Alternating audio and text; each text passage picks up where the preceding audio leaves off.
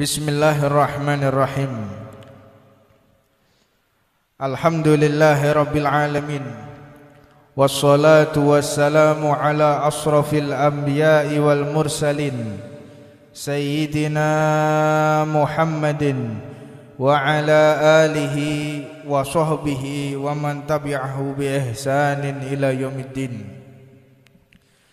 Subhanaka la ilma lana illa ma 'allamtana innaka antal alimul hakim. Rabbi shrah li sadri wa yassir li amri wahlul 'uqdatam min lisani yafqahu qawli. Assalamualaikum warahmatullahi wabarakatuh.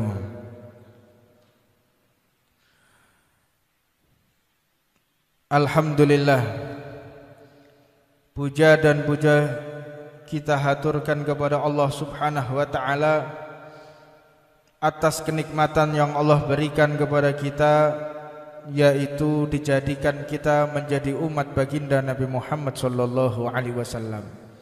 Maka rasa syukur kita menjadi umat Nabi besar Muhammad sallallahu alaihi wasallam dengan ditampakkan ketika kita taat atas perintah Allah dan menjauhi segala larangan Allah Subhanahu wa taala. Jika kita mempererat tali persaudaraan di antara kita, ini adalah wujud syukur kita kepada Allah Subhanahu wa taala. Fenomena akhir-akhir ini banyak umat Islam diadu domba. Banyak umat Islam satu dengan yang lain saling mencaci. Umat Islam satu dengan yang lain mereka saling membantai.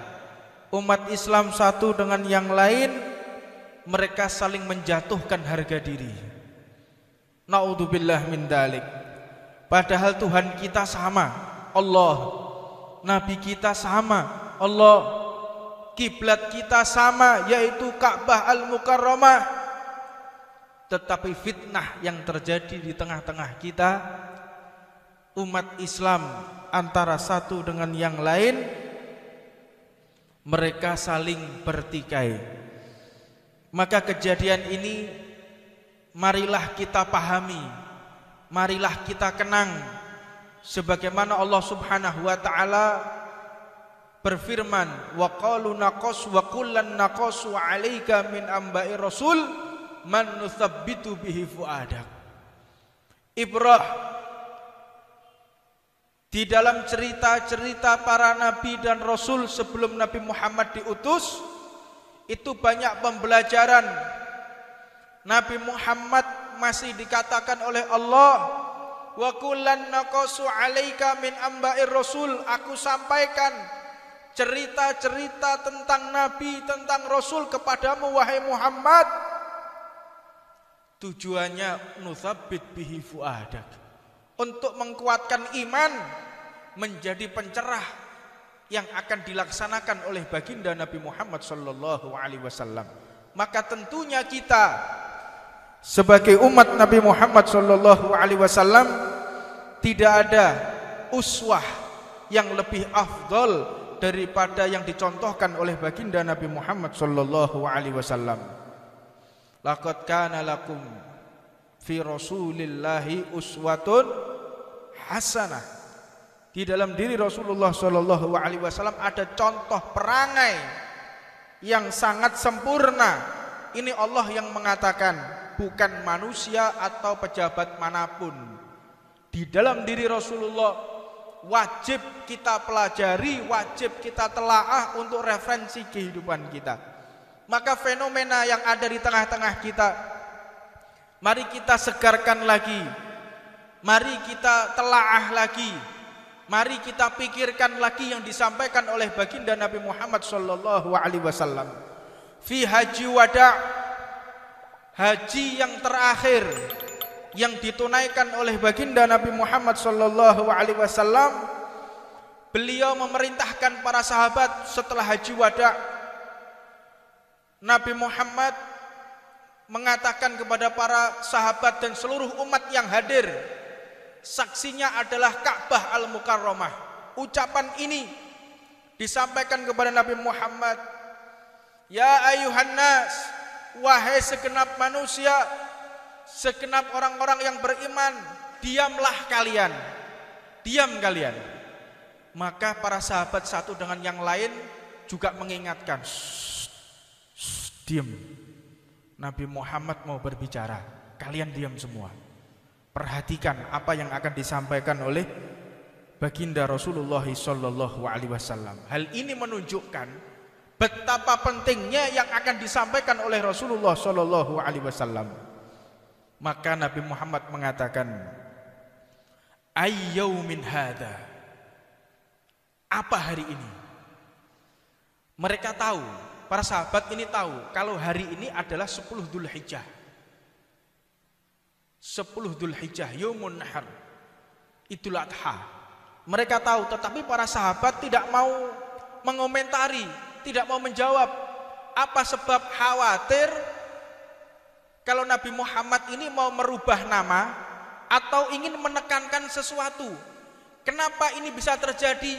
Karena para sahabat melihat kesempurnaan baginda Nabi Muhammad sallallahu alaihi wasallam. Sempurna Rasulullah. Jadi kalau Rasulullah bertanya, mereka nggak berani menjawab. Maka para sahabat hanya mengatakan, Allah wa rasuluhu a'lam. Maka hanya Allah dan Rasulnya yang tahu tentang apa hari ini. Alaisa yaumun nahri? Apakah benar ini adalah nahar, yaumun nahar, Idul Adha? Qalu bala. Para sahabat mengatakan, benar wahai Nabi Muhammad, ini benar. Maka Nabi Muhammad pun mengatakan, ayu syahrin hadza, apa nama bulan ini? Para sahabat tahu ini bulan Dzulhijjah, tahu.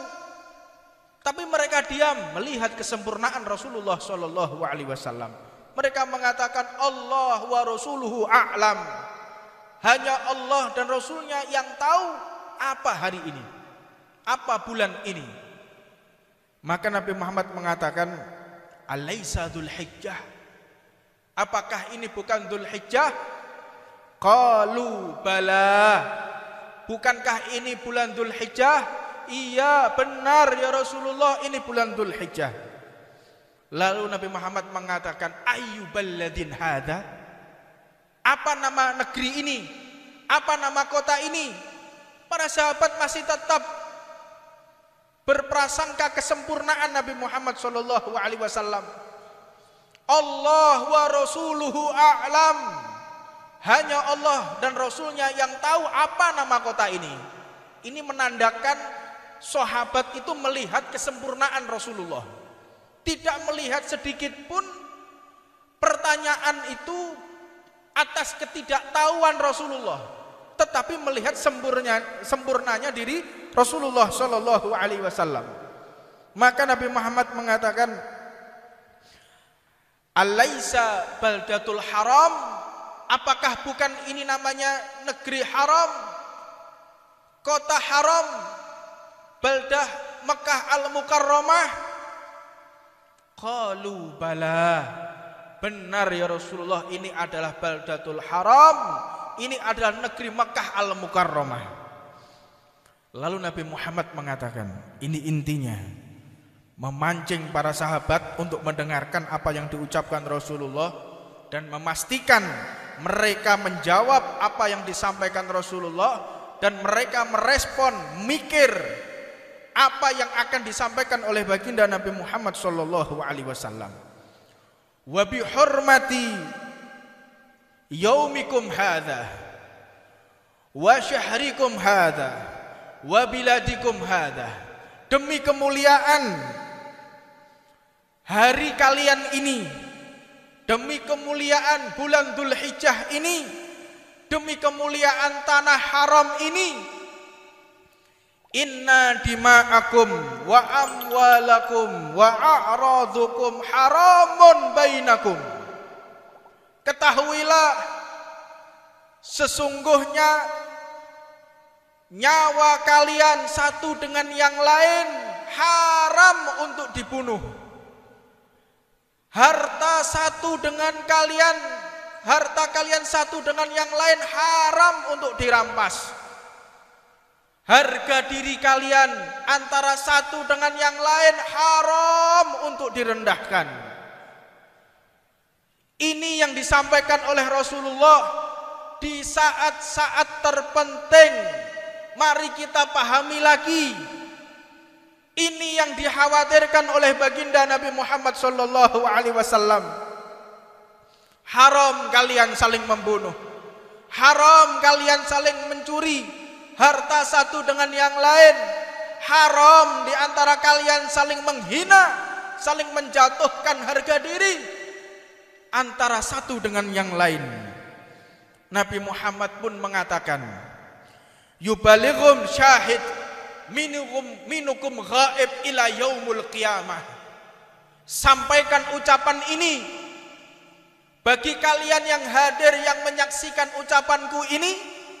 Sampaikan, terus kumandangkan sampai nanti di hari kiamat. Jangan terputus amanatku yang terakhir ini. Wanti-wanti setiap masa, wanti-wanti setiap umat, jangan sampai melupakan apa yang telah aku ucapkan ini. Penegasan kepada umat Nabi Muhammad sallallahu alaihi wasallam. Maka kita melihat berikutnya Rasulullah sallallahu alaihi wasallam mengatakan, Allahumma syahad. Nabi Muhammad mengangkat tangannya sambil melihat ke Ka'bah dan ke langit, mengatakan, Allahumma syahad, Allahumma syahad, Allahumma syahad. Ya Allah saksikan, ya Allah saksikan, ya Allah saksikan apa yang telah aku sampaikan. Ka'bah sebagai saksinya, bulan ini sebagai saksinya, hari ini sebagai saksinya, aku telah menyampaikan apa yang semestinya aku sampaikan.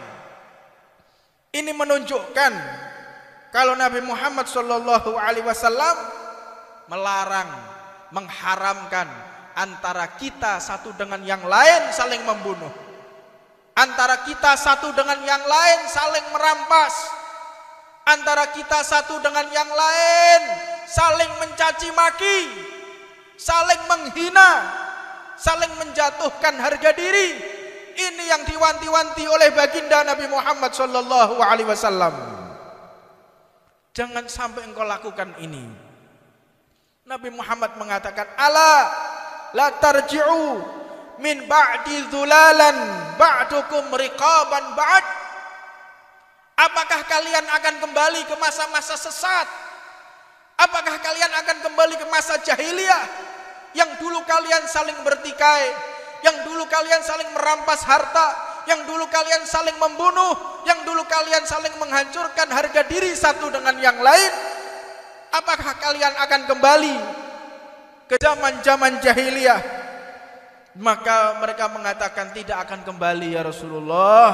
Di zaman-zaman ketika kami saling membunuh, ketika kami saling mencaci, ketika kami saling merusak harga diri antara satu dengan yang lain. Hadis ini wajib kita resapi bahwa yang paling dibenci oleh baginda Nabi Muhammad sallallahu alaihi wasallam jika ada umat saling membunuh, jika ada umat saling mencaci, jika ada umat saling merampas harta antara satu dengan yang lainnya. Ini sangat-sangat menyakiti perasaan Nabi Muhammad sallallahu alaihi wasallam. Maka kita lihat yang ada di saat ini, Suriah sampai saat ini, sampai detik ini antar umat Islam saling membunuh. Di Syam sampai detik ini mereka masih saling membunuh. Kita lihat di Libya sampai saat ini umat Islam Tuhannya sama, nabinya sama, mereka saling membunuh. Dan yang paling ironisnya, setelah membunuh mereka mengatakan Allahu Akbar. Setelah membunuh mengatakan Allahu Akbar. Ini yang dikhawatirkan oleh baginda Rasulullah sallallahu alaihi wasallam. Maka berhati-hatilah, hindarkan diri kita dari saling mencaci, hindarkan diri kita saling menjatuhkan harga diri terutama di medsos, di media sosial. Jangan sampai kita untuk membuka aib satu dengan yang lain. Jangan sampai kita menjatuhkan harga diri antara satu dengan yang lain. Hindari hal-hal yang menyebabkan keretakan ukhuwah umat Nabi Muhammad sallallahu alaihi wasallam. Dan di balik ini semua, la yafrahu syaitan illa bi thalathatin. Tidak ada yang mengembirakan hati iblis kecuali 3 perkara. Yang pertama, rajulun mu'minun qatulu mu'minan. Umat Islam antara satu dengan yang lain mereka saling membunuh. Ini yang membahagiakan hati iblis dan menyusahkan hati Rasulullah sallallahu alaihi wasallam. Jadi jika ada orang menyampaikan keburukan fulan bin fulan, menyampaikan rusaknya harga diri fulan bin fulan di halayak ramai, menjatuhkan harga diri antara satu dengan yang lain, membuka aib antara satu dengan yang lain, bahkan saling membunuh satu dengan yang lain, ini yang mengembirakan hatinya iblis dan menyusahkan hati baginda Nabi Muhammad sallallahu alaihi wasallam.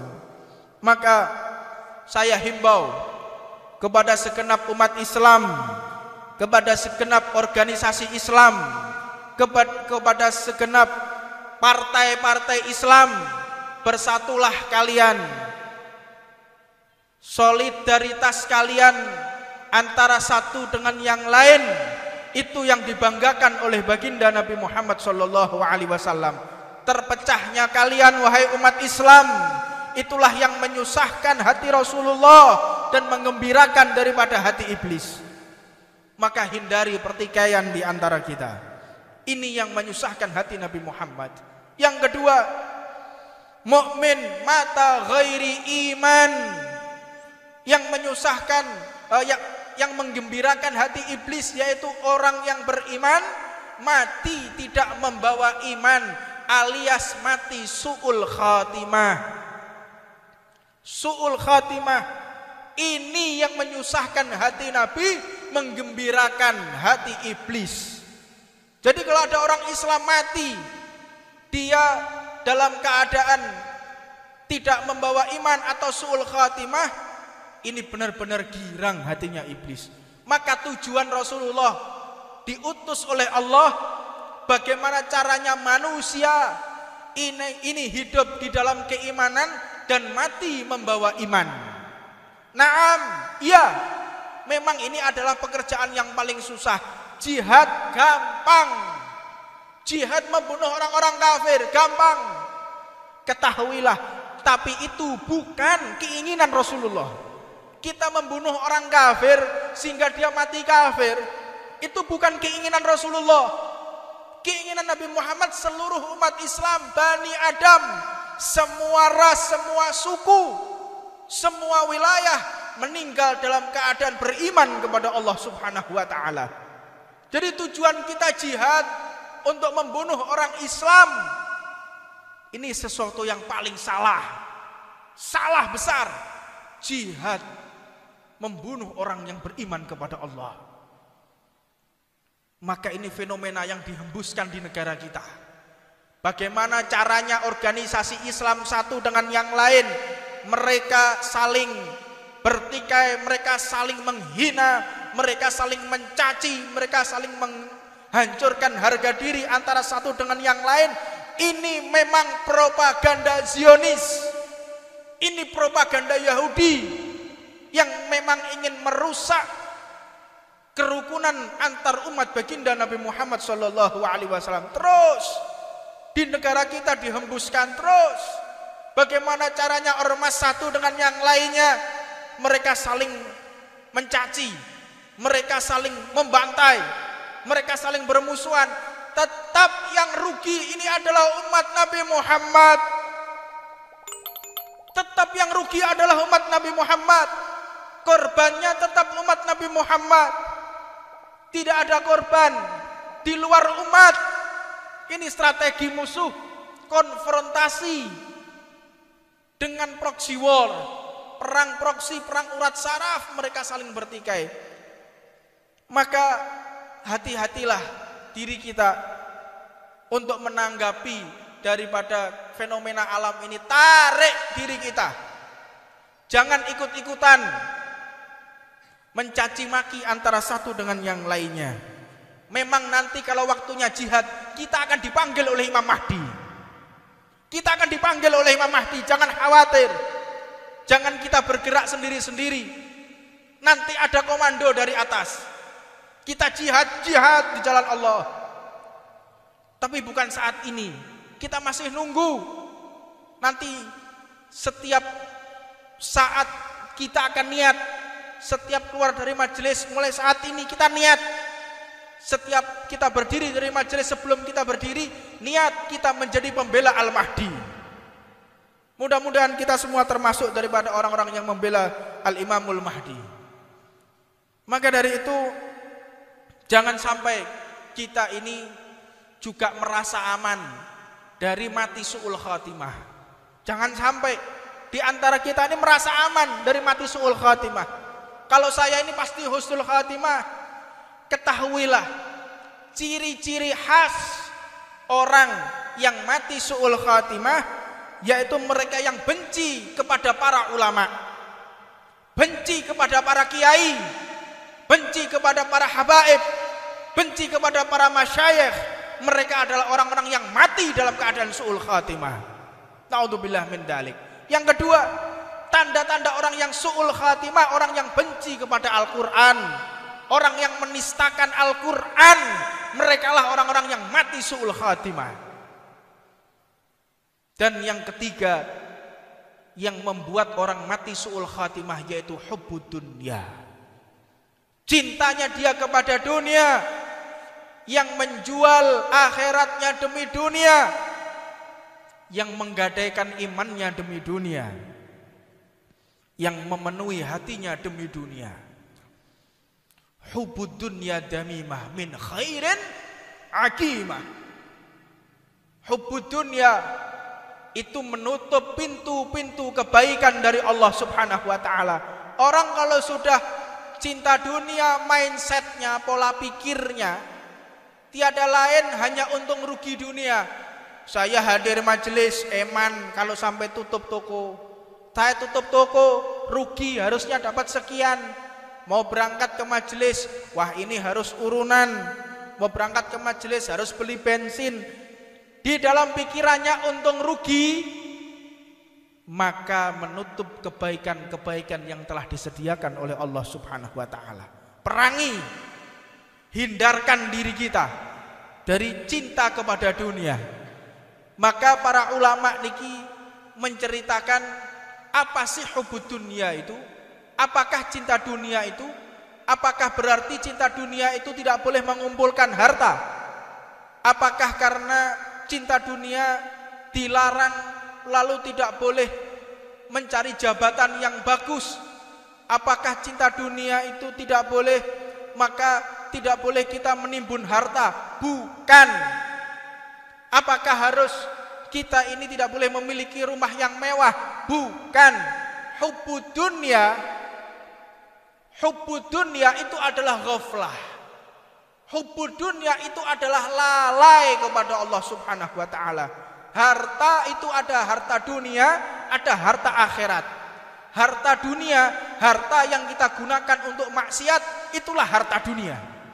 Kita mengumpulkan uang untuk sedekah, tidak masalah.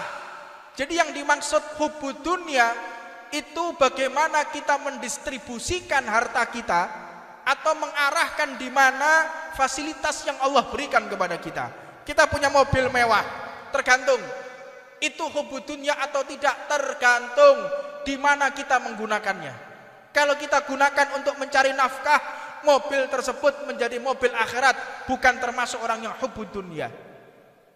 Cinta dunia, orang yang beli mobil mewah untuk pamer, orang beli mobil mewah untuk maksiat, orang beli mobil mewah untuk berbuat hal-hal yang tidak diridhoi oleh Allah. Inilah hubbud dunya. Jadi jangan sampai kita salah paham. Salah paham, ini banyak orang salah paham. Atau sekarang yang keren namanya gagal paham. Gagal paham. Apa gagal paham itu? Keterbelakangan intelektual. Lek bahasa tubane apa? Goblok. Wis ngono ae. Hati hemat kata. Hemat kata. Orang yang gagal paham, nggak paham maksudnya hubudun ya. Oh berarti gak oleh duwe motor, gak oleh kerja, tak boleh punya rumah mewah. Enggak seperti itu. Bagaimana kita mendistribusikan? Bagaimana kita menggunakan rumah tersebut? Kita jangan sampai termasuk orang yang hubbud dunya. Di antaranya orang yang paling hampir saja meninggal dalam keadaan su'ul khatimah yaitu Imam Malik bin Anas. Siapa Imam Malik bin Anas? Imam Darul Hijrah. Guru kita semua. Gurunya Imam Syafi'i radhiyallahu taala anhu. Imam Malik, Imam Darul Hijrah. Imam Malik ini, beliau Imam Malik semenjak beliau balik sampai wafat, beliau itu tinggal di Madinah. Tetapi tidak pernah sekalipun buang hajat di Madinah. Enggak pernah pipis, buang air di Madinah, enggak pernah. Ta'aduban lin nabiyina Muhammad, untuk menghormati Rasulullah. Jadi kalau mau pipis, keluar dulu dari Madinah, keluar baru pipis.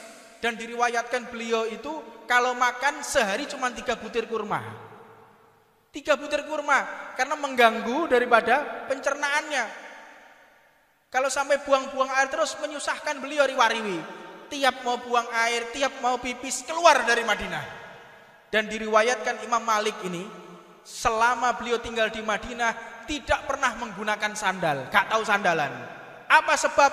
Khawatir sandalnya menginjak debu yang pernah menempel di kakinya Nabi Muhammad.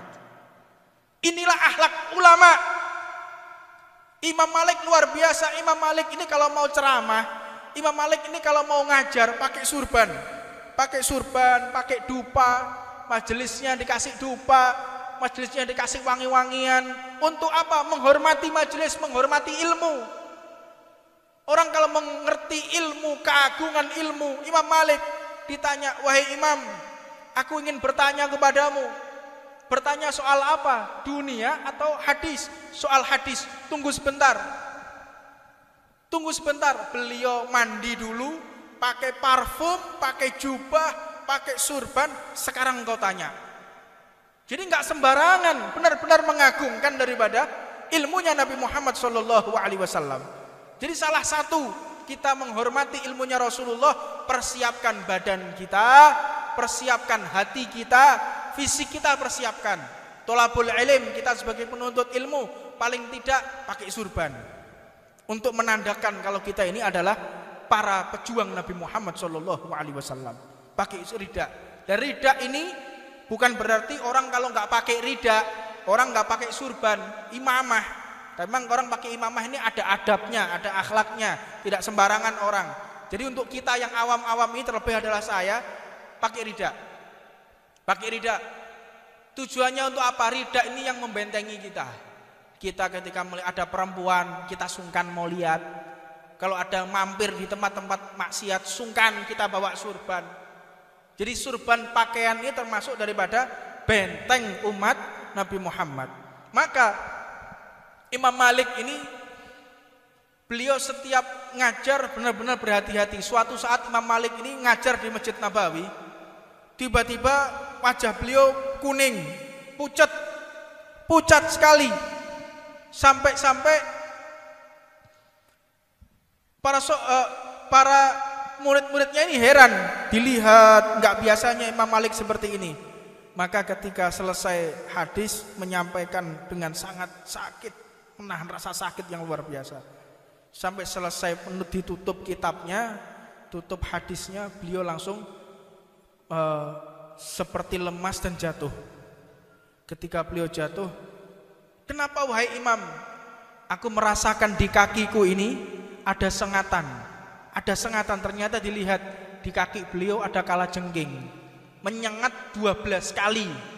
Menyengat 12 kali, beliau tidak bergeser dari tempat duduknya. Ditanya, wahai imam, kenapa engkau tidak menggeser tempat dudukmu? Kok engkau tidak bangun? Aku tidak berani memutus hadisnya Nabi Muhammad. Ini loh para ulama. Dan ketika Imam Malik ini sakaratul maut, ini poinnya. Imam Malik ini ketika sakaratul maut, kalau orang biasa menemani orang sakaratul maut tahu, kadang sadar, kadang tidak, kadang sadar, kadang tidak. Itu biasa bagi orang sakaratul maut. Ketika Imam Malik tidak sadar, ditalkin la ilaha illallah oleh murid-muridnya. Imam Malik mengatakan la, enggak. Kaget muridnya. La ilaha illallah. La, tidak, kata Imam Malik. La ilaha illallah. La, tidak, kata Imam Malik. Muridnya bingung. Ini seorang imam, seorang ulama, muhaddits, tapi ketika sakaratul maut mengatakan tidak ketika ada kalimat la ilaha illallah. Maka terus mereka membaca Al-Quran sampai akhirnya kesadaran Imam Malik kembali lagi. Ketika kembali ditanya, ya Allah, alhamdulillah Imam Malik ini kembali sadar. Ditanya, wahai Imam Malik, kenapa engkau mengatakan tidak ketika aku mengatakan la ilaha illallah? Wahai para murid-muridku, aku mendengar ucapan la ilaha illallah, tetapi aku mengatakan la, tidak, itu aku menjawab iblis yang lagi menggoda aku. Iblis yang lagi menggoda aku berkeliling di tempat tidurku ini. Iblis mengatakan, wahai imam, engkau ini adalah orang yang soleh, engkau ini adalah orang yang masya Allah, orang-orang yang tinggi kedudukannya di hadapan Allah. Muridmu saja Imam Syafi'i, beliau mengatakan la, tidak, engkau seorang wali Allah, la, engkau orang yang beriman kepada Allah, engkau adalah orang-orang yang mulia, engkau orang yang tinggi kedudukan di hadapan Allah, la, tidak, aku orang biasa. Jika aku menjawab iya, berarti aku telah ujub, aku telah sombong dengan ilmuku, aku telah sombong dengan majelisku, aku telah sombong dengan dakwahku, aku telah sombong dari segala amal pahalaku. Maka seluruh amal pahala akan dicabut oleh Allah Subhanahu wa ta'ala. Maka inilah, hati-hati, jangan sampai kita merasa aman daripada mati su'ul khatimah. Dan yang terakhir, insyaallah kita akan bahas di kesempatan berikutnya karena waktu sudah adzan Isya. Mudah-mudahan Allah Subhanahu wa ta'ala mengabulkan segala hajat kita. Hajat yang paling besar yaitu adalah meninggal dalam keadaan husnul khatimah. Ya Allah biha, ya Allah biha, ya Allah bi husnul khatimah. Rabbana atina fid dunya hasanah wa fil akhirati hasanah wa qina adzabannar. Wa ala man wa sayyidina Muhammad sallallahu alaihi wa sallam zaman wa ala man wa la Muhammad Jamal bin Abu Bakar Ba'agil wa ila hadratin Nabi Muhammadin sallallahu alaihi wasallam. Siril Fatihah.